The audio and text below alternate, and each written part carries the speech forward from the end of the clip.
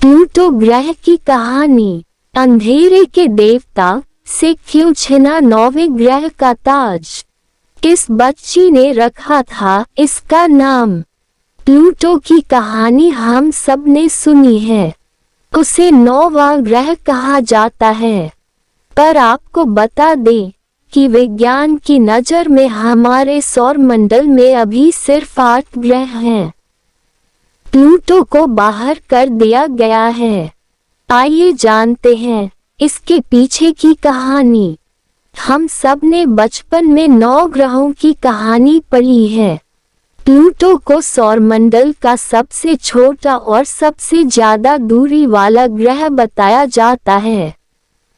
धार्मिक मान्यताओं के अनुसार आज भी 9 ग्रह हैं और उनकी पूजा की जाती है।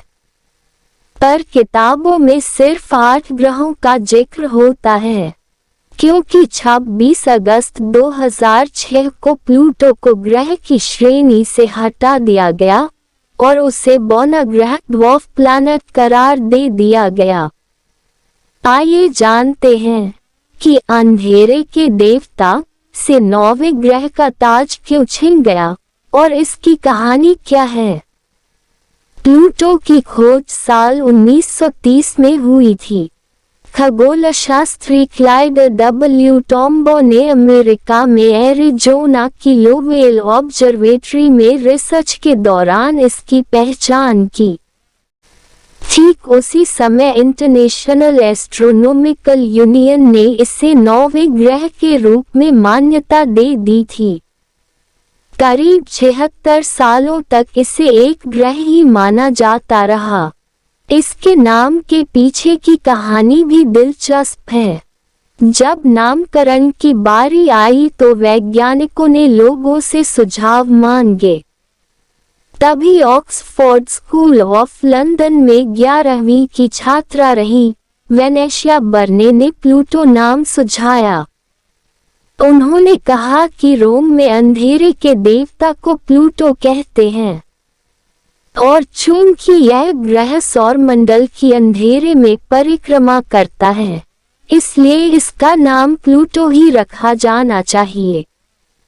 वैज्ञानिकों ने भी इस पर मुहर लगा दी। इसलिए छिना 9वें ग्रह का दर्जा।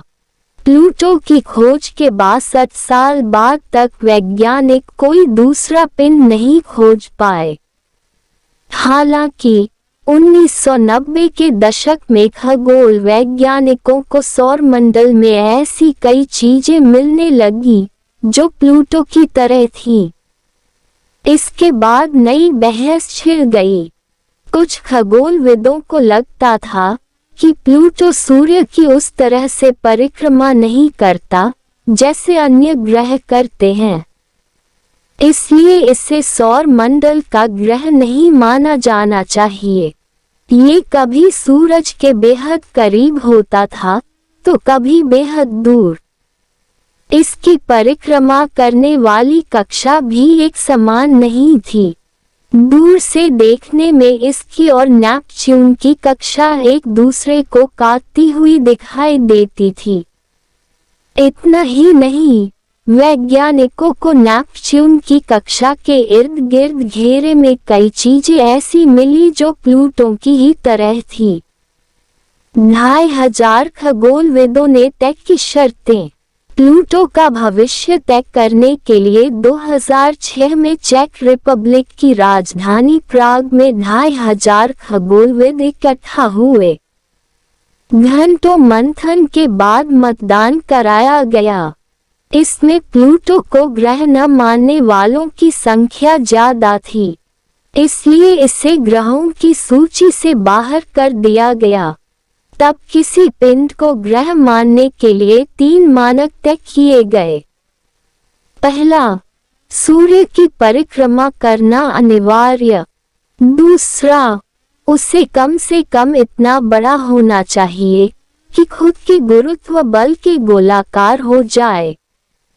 और तीसरी शर्त थी कि वह दूसरे एस्टेरॉइड से अलग होकर खुद स्वतंत्र कक्षा तैयार कर सके। प्लूटो तीनों ही मानकों पर खरा नहीं उतरा। हालांकि अभी भी तमाम खगोलविद मानते हैं कि उससे ग्रह का दर्जा छीनना गलती थी और फिर से उसे वही मान्यता दी जानी चाहिए।